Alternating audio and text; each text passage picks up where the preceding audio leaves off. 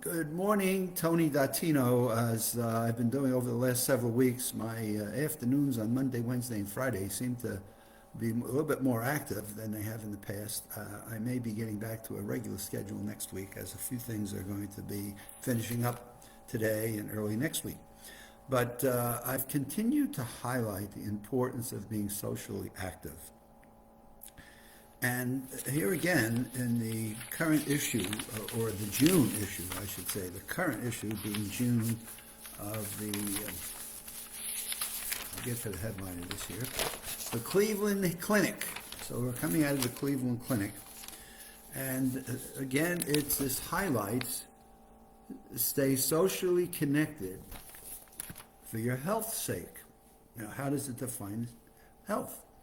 Research links isolation and loneliness to cardiovascular, cognitive, and other health problems. Don't go it alone.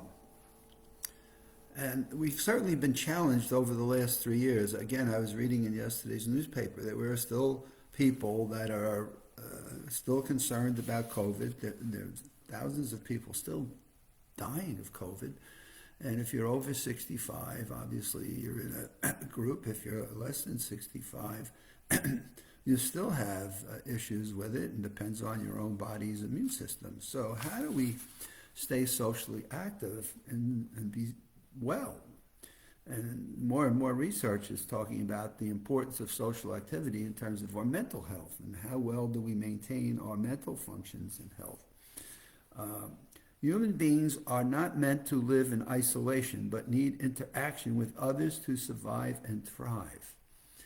And I'm seeing that every week in the mental fitness workshop that I observe and occasionally participate in, with a group of people that can be as young as 50 and as old as 90, and there's a mix.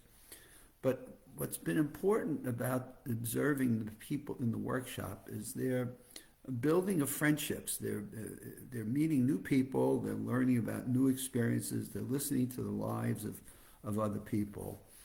And I did an exercise with them earlier this week where I basically had them write down questions. If they were meeting someone new, what would they want to know about that person?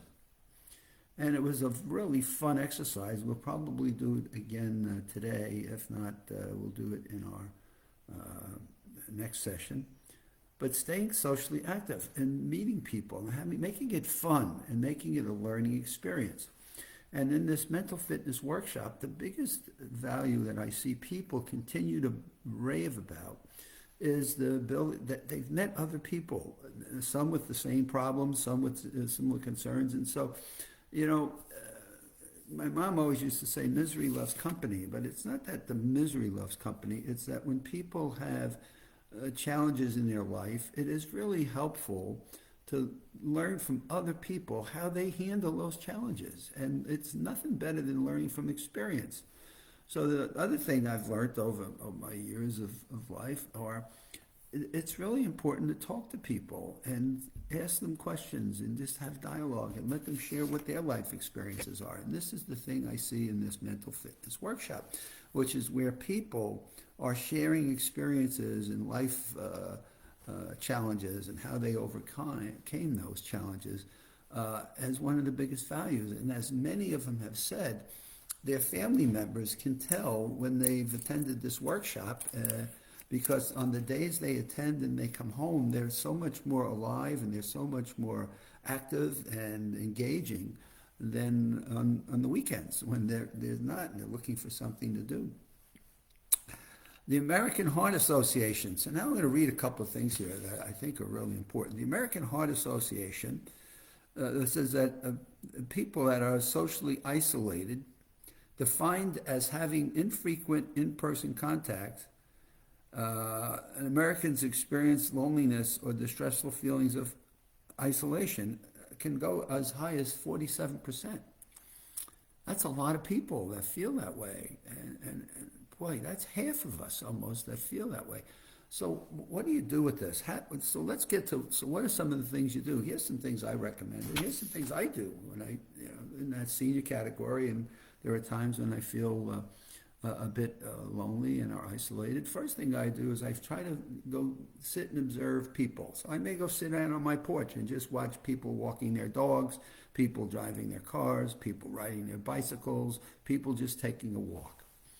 And so I'm out, I get out of the house. So, and I stay on the porch. I can be safe there if you're worried about any COVID or things of that sort. But that's one thing I started during COVID, is just sitting on the porch and talking to people as they walk by. I'm a good 10, 12 feet away from them in terms of the sidewalk and my front porch. And so that was one thing that I found to be very helpful, but just observing. And if you want to say hello and you want to say goodbye, you can at least talk to people a bit and be socially engaged. Well, how are you? How's the dog? How's the family? How are the kids? Are the kids going back to school? There's just so many things that you can do in talking with people. Another thing I do is we have a community pool. And I will go at times when, again, I'm not engaged in work, or I'm not doing on Zoom, or I've got some free time. And I'm like, okay, what am I going to do today? Well, I'm going to take a crossword puzzle. I may take a Sudoku. I may take something I'm going to read. And I find an area in the pool that's in the shade. I am not a big sun person. I'm not looking for suntans or sunburns. And I will just go over to some section of the seating areas, and I will just enjoy watching people, kids especially, but any other adults or people swimming in the pool, playing in the pool, music that they may be playing, conversations they may be having. And again, I'm just, now here we got birds that come in, and we have beautiful landscaping, and there's a pond with a water fountain there in it. And so it just, again, being out and not being isolated. And so I call isolated, it's just being locked in your house, or this feeling you're in an apartment and you just want to get out. And so I am one of these people that cannot stay in a house all day long and not ever leave for the front door, even if it's to go out and walk around the pond that we have, or just to go out and walk to get the mail, and just being outside for 15 to 20 minutes.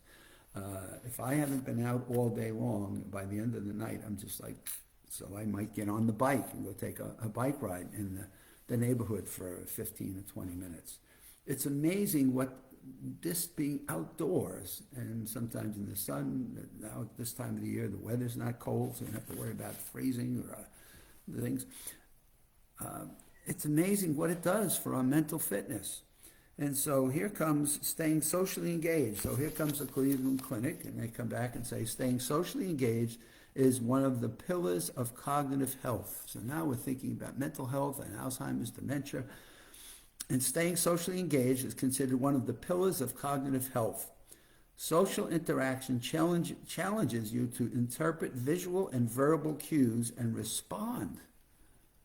So this is what I'm saying, just observing people. If you don't want to have a conversation with them or things, that's fine, but just engaging in observing and being visually processing what you're seeing, and just making it fun, making like you're doing a people study, and just observing.